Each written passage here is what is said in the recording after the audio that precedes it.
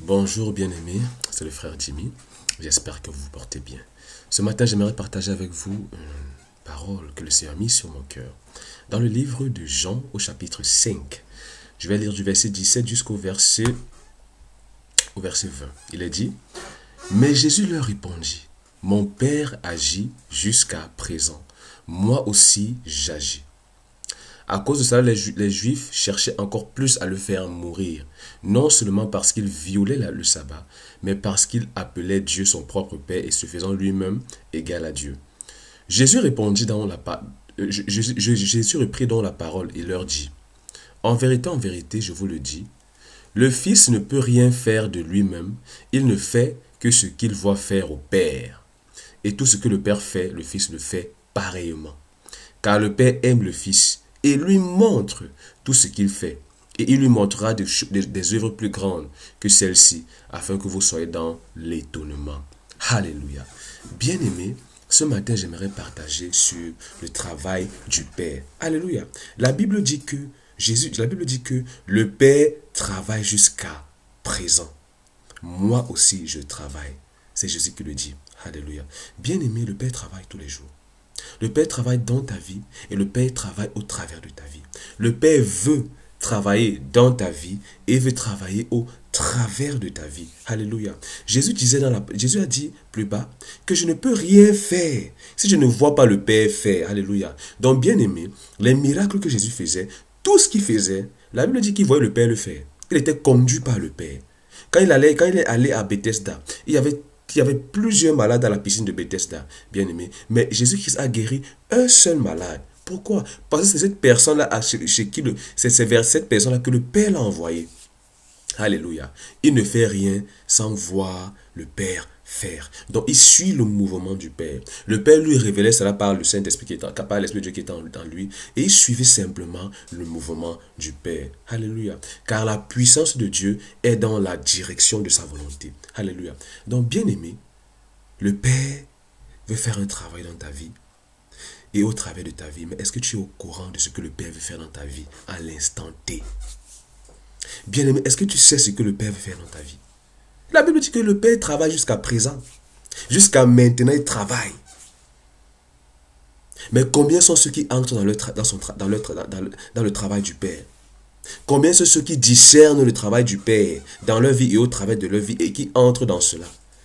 Bien-aimé, le plus important, c'est de discerner ce que le Père veut faire. Et comment est-ce que tu vas discerner ce que le Père veut faire dans ta vie et au travers de ta vie? Bien-aimé, la seule façon, c'est de s'approcher du Père. C'est de passer du temps avec le Père. La Bible dit que Jésus-Christ priait. Il allait dans un lieu désert, il se levait de bon matin très tôt. Il allait dans un lieu désert et il communiait avec le Père. Il parlait au Père. Il se rapprochait du Père. Il communiait avec le Père. Il communiquait avec le Père. Alléluia. Et bien aimé, le Père lui parlait. Le Père lui montrait ce que le Père voulait faire pendant la journée. Donc bien aimé, tous les jours, le Père a un travail qu'il veut faire dans ta vie. Et la façon de connaître cela, c'est de t'approcher du Père. Approche-toi du Père tous les jours dans la prière, dans la méditation de la parole. Approche-toi de lui pour que tes sens spirituels soient aiguisés et pour que tu puisses percevoir, pour que tu puisses discerner la voix de Dieu. Alléluia.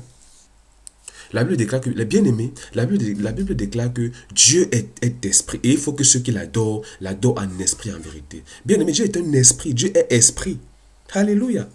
Dieu n'est pas chair, il est esprit.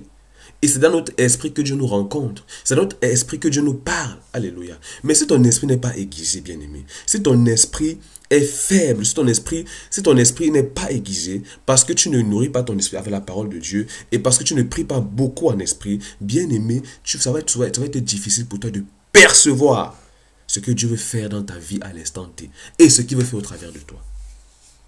Donc, bien-aimé, ce matin, c'est pour t'encourager à aller dans la présence du Père. Va prier, bien-aimé. Prie, aie une vie de prière consistante. Aie une vie de méditation de la parole consistante, bien-aimé. Bâtis ton esprit.